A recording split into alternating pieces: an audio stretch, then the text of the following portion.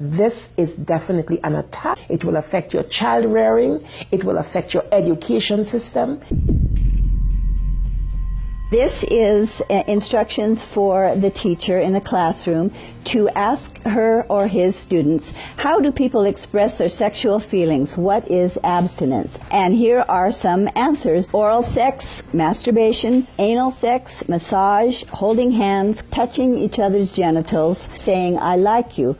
And what they're doing is equating all these things. Saying, I like you is equal to anal sex. It is pornography. Men, especially on the House floor, did not want to look at. We couldn't show this on the television news, but yet we want our 4th grade children to be looking at this book. In the name of sexuality education, children are seeing obscene materials that have been ruled by Congress and by the Supreme Court impossible to show to children. An online CSE program for African youth called The World Starts With Me tells children that sexuality includes oral sex and masturbation. It then tells them it's their own choice if they want to lose their virginity. It shows children pictures of naked girls and boys in various stages of development, and then asks them to point out differences in their private parts. Parents likely will never know, as it is all done online away from home. They have elementary students as young as 9 years old. Then they teach them how to wear a condom. And they have this plastic genitalia, and they even have young girls. They're teaching them how to put a condom on a male genitalia and boys how to put a condom on a woman's genitalia without the knowledge and consent of the parents. They're giving them handouts, negotiating sexual encounters with other students. For example, there are statements like this: can I take your shirt off? It makes me hot when you touch me here. Is it okay if I take my pants off? Where we in Latin America, we still have a lot of poverty. We have communities that don't have fresh water, that don't have electricity. Focus is completely shifted from basic needs. They get comprehensive sexual education without the consent of parents, taking and deconstructing also the family. My brother Luigi and I had an opportunity to go to the United Nations and give a speech on the UN floor. I told them how Planned Parenthood was passing out a booklet for HIV positive youth at the United Nations called Healthy, Happy and Hot. This is for the kids who have AIDS. It teaches about sexual pleasure through masturbation, with same-sex partners, and even if you are drunk.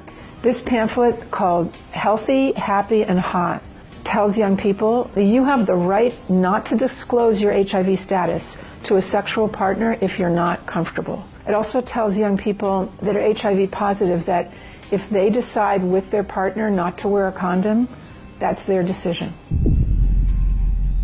The World Health Organization standards for sexuality education in Europe actually suggest that children ages 0 to 4 should be given information about masturbation and given the right to explore their gender identities. For ages 4 to 6, children should be taught about same-sex relationships and respect for different norms regarding sexuality.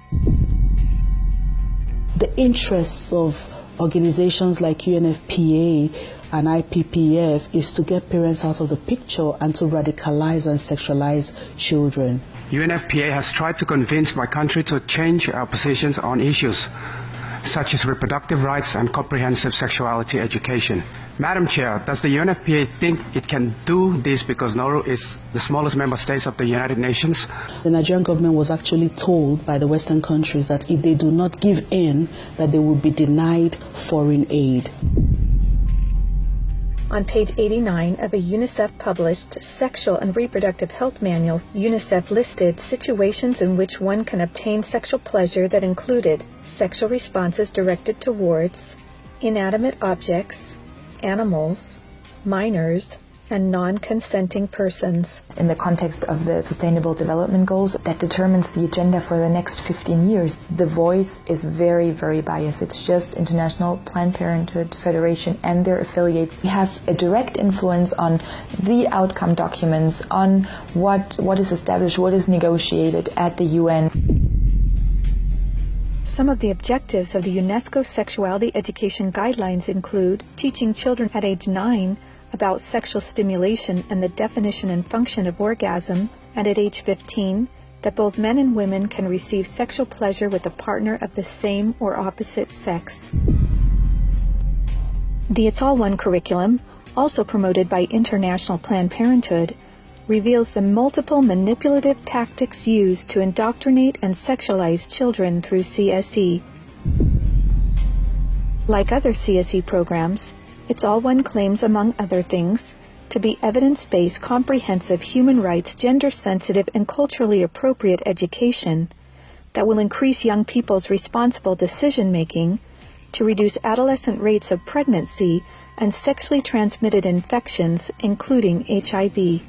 It's All One, however, like most CSE programs, is really just cleverly disguised abortion rights, sexual pleasure education, masquerading as human rights, gender, and sexual and reproductive health education.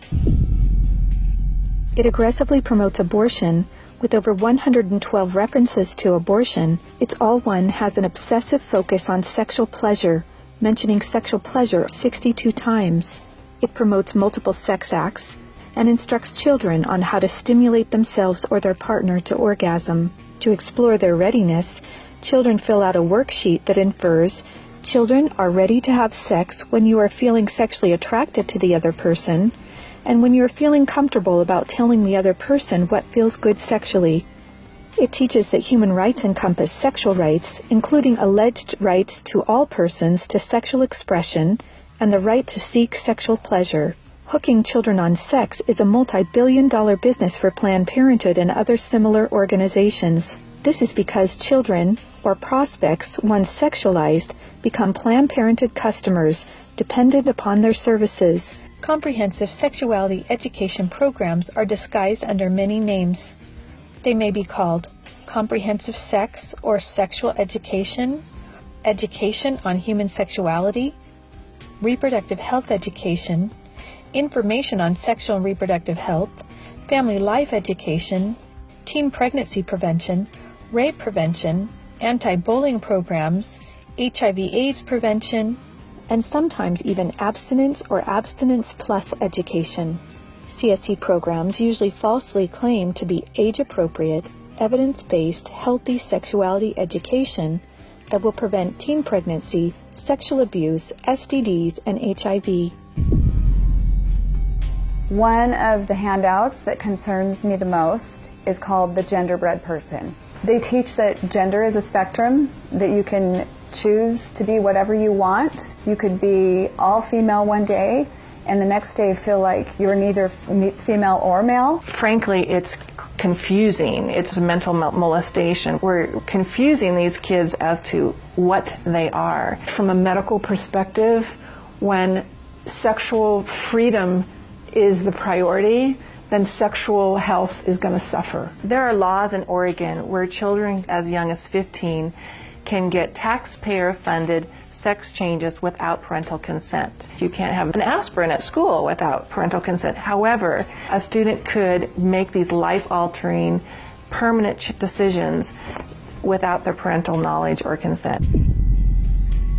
Sexual rights, sexual education movements began with Dr. Alfred C. Kinsey. Kinsey actually had pedophiles measure with a stopwatch how many children could achieve what he called orgasms within a 24-hour period. Today, comprehensive sexuality education is based on this philosophy that children are sexual from birth, created by Kinsey. Say no to CSE! Say no to CSE! We've got to stop it. We've got to use everything at our disposal. We have to stand together to stop this attack against our children. And they have all this funding and this organization, but we know that if we stand together, we can do something for the family, for the children. We stopped the Kinsey sexuality education program in Croatia. It is time for parents to say, no, my family is mine. My wife is mine. I am hers. Our children are ours. Band together and find ways to stop it from entering your country. Men have to rise up, defend their family. On matters sexual, the fathers have got to stand up. Say, you have no place talking sexuality to my children. We resist it, even with our lives, because that's what life is all about. It's happening on our watch. If we don't do something about it, it is all of us that carry the